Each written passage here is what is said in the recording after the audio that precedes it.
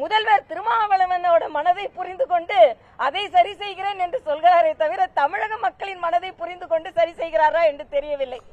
திருமாவளவன் என் மனதிற்குள்ளதை அப்படியே திருமாவளவனை புரிந்து கொண்டு ஒரு வருடத்திற்கு முன்னால் அவர் சிப்காட் தொழிற்சாலை கேட்டார், அதனால் நான் அதை ஒரு வருடத்திற்குள் நிறைவேற்றுகிறேன் என்று சொல்லுகின்ற தமிழக முதலமைச்சர், அப்படி என்றால் அண்ணன் திருமாவளவன் மாநாடு நடத்தி ஒரு கோரிக்கை வைத்தாரே, பூரண மதுவிலக்கு வேண்டும், டாஸ்மாக் கடைகளை மூட வேண்டும் என்று, அந்த கோரிக்கையும் நிறைவேற்றுவாரா?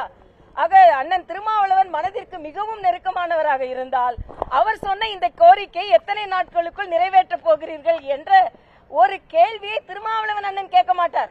ஏன்னா இன்னைக்கு அவர் என்ன சூழ்நிலையிலனா, திமுக கூட்டணியில நான் இருக்கிறேன் சொல்லும் ஒரு சூழ்நிலையில் இருக்கிறார். அதனால அவர் கேட்க மாட்டார், நாம கேட்போம். இன்னைக்கு அவர் மனதிற்கு நெருக்கமானவர், அவர் வைக்கிற கோரிக்கையெல்லாம் நான் நிறைவேற்றுகிறேன் என்று சொல்லும் அண்ணன் ஸ்டாலின் அவர்கள் திருமாவளவன் அவர்களின் மதுவிலக்கு கோரிக்கையை என்று நிறைவேற்றப் போகிறார் என்று சொன்னால் நலமாக இருக்கும்.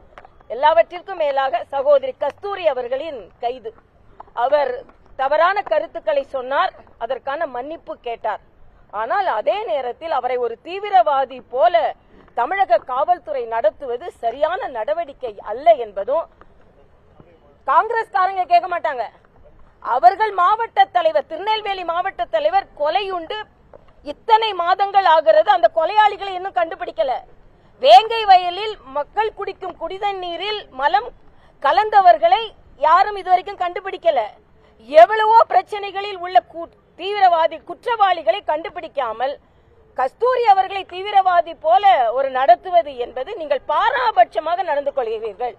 கருத்து பகிர்வில் கூட சில பேர் கருத்துக்களுக்கு தீவிரமாக அவர்களை தண்டிக்கிறீர்கள், சில பேரை அவர்கள் அப்படியே விட்டுவிடு. ஒரு மருத்துவர், ஒரு நடிகை கூட, திரைப்பட கலைஞர் கூட ஒரு மருத்துவர் மீது அவர் தவறாக எங்களை பற்றியெல்லாம் பேசினார் என்று புகார் அளித்தார். இன்று வரை அவர் மீது நடவடிக்கை இல்லை. ஆக பாராபட்சமாகத்தான் இவர்களது கருத்துரிமை பாதுகாக்கப்படுகிறது என்பதையும் நாம் இங்கே வலியுறுத்த வேண்டும். ஒவ்வொரு பிரஸ் மீட்லயும் வந்து இந்த கத்தி கூத்துப்பட்டு பாதிக்கப்பட்டிருக்கிற பாலாஜி அவங்களை பத்தி நீங்க பேசுறீங்க. அந்த கத்தி கூத்துப்பட்ட நம்ம யாருமே நியாயப்படுத்தல. அதே நேரம் இந்த சமூகம் வந்து ஒரு இளைஞரை வந்து ஒரு குற்றவாளியை ஆக்கி இருக்குது. ஏன் அந்த தாயை போய் பார்க்கணும் வந்து பெரிய எந்த தலைவர்களுக்குமே தோணல? ஏன்னா நாளைக்கு ஓட்டு கேட்கும் போது நம்ம அந்த மனிதன் இல்ல அந்த இன்னும் சொல்ல போனா உங்ககிட்ட சொன்னா அந்த தாயோட மகன் கிட்டே நான் பேசினேன்.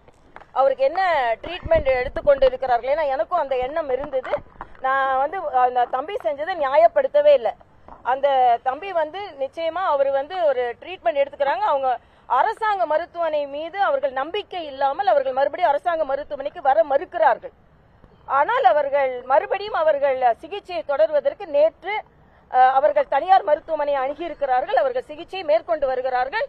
அதையும் நான் கேட்டு தெரிந்து கொண்டேன். தனியார் மருத்துவமனையில் வந்து இந்த மாதிரி கவர்மெண்ட் ஸ்டாஃப் வந்து ஒர்க் பண்றாங்கல்ல டாக்டர்ஸ், அதை பத்தி உங்களுடைய கருத்து என்ன மேடம்?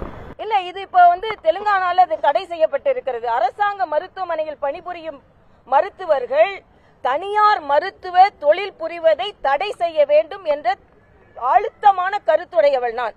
ஏன்னா நான் தனியார் மருத்துவக் கல்லூரியிலும் பணியாற்றி இருக்கிறேன், அரசாங்க மருத்துவக் கல்லூரியிலும் படித்து இருக்கிறேன். நான் புதுச்சேரியிலேயே இப்படிப்பட்ட ஒரு ரெக்கமெண்டேஷனை கொடுத்தேன்.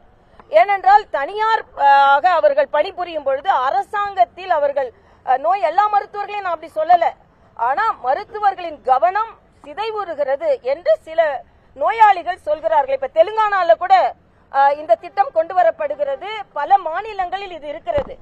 அரசாங்க மருத்துவமனைகளில் பணிபுரியும் மருத்துவர்கள் தனியாக தொழில் செய்வது தடுக்க வேண்டும். அப்படி ரெண்டும் தொழில் செய்யணும், அவங்க எதுவும் செலக்ட் பண்ணிக்கிட்டோம்.